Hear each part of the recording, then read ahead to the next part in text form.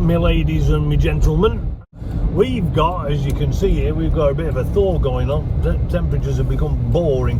I don't like this weather at all. I've got no time for it. I like me snow, I do. Can't be done with any of this bloody thawing lark.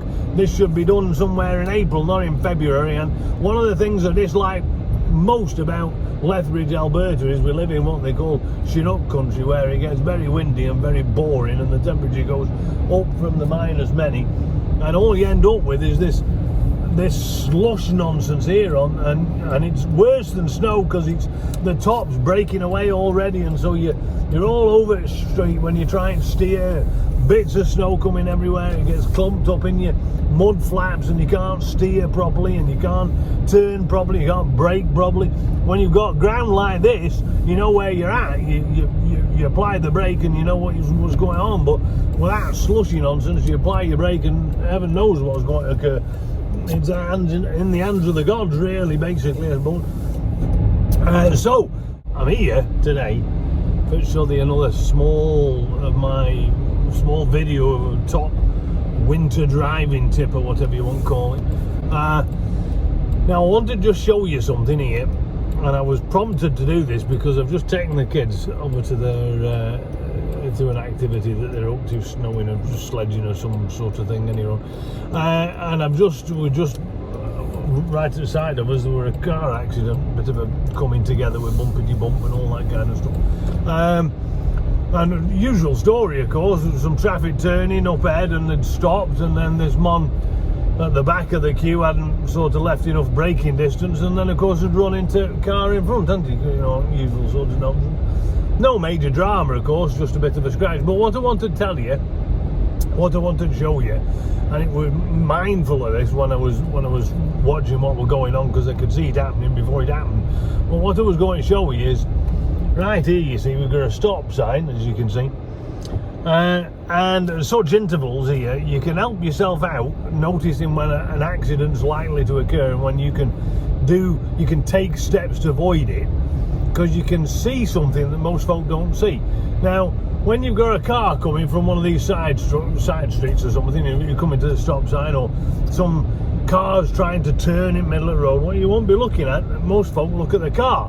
But that doesn't tell you, in the winter time, that doesn't tell you everything you need to know, because the car could be slowing down, but his brakes could be locked on, or his ABS could be cutting in, and in that case he's going to be less able to stop in the time that you think he is. He's already out of control, or she, and it will be unpredictable, because you can't anticipate the manner of their vehicle's manoeuvres, and their slowing down may or may not be in accordance with their person's sort of preferential stopping distance, if that makes sense. Imagine careering completely out of control.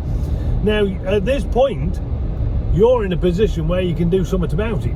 And what you can do about it is you can brake in advance, or you can slow down earlier, or you can swap lanes, or you can move out of the way, or you can anticipate their failure, and you can take steps accordingly to maneuver you safely, so that he doesn't hit you, or he doesn't end up in your road and you end up sliding into him or something. There's lots of things you can do that will help you resolve that problem.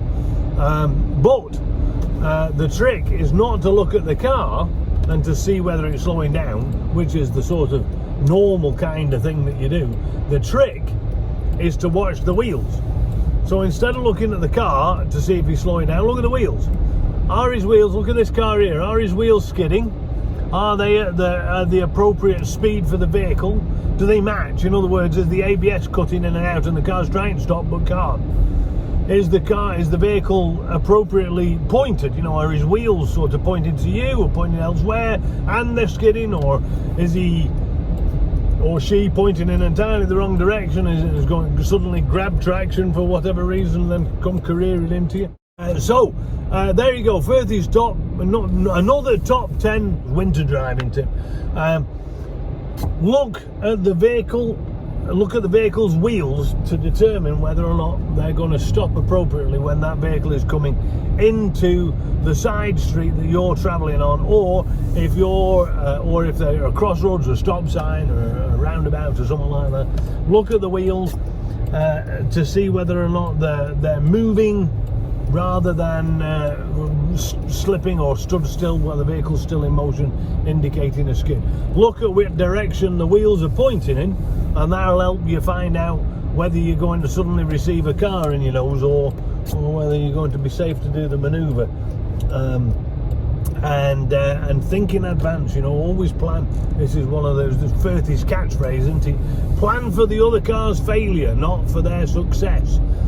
Anticipate what they're trying to do, and then figure out what's going to go off, what's going to happen if they don't do successfully what they want it to do, because that's when they're the most dangerous. Is, I mean, if they go where they don't go, then that's all fine and well. But if they can't get where they're going, they can't stop, or they can't go, or they can't get, then that's when you start going. That's when you start having all these dramas.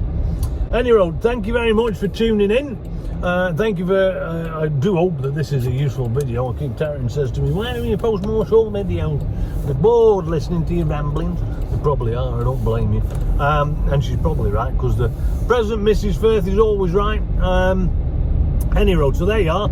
Drive safely in this weather, and let's hope for another massive snowfall and more snowy winter conditions, so this boring, Thory, nonsensey, rubbish 1 degree pish can bugger right off.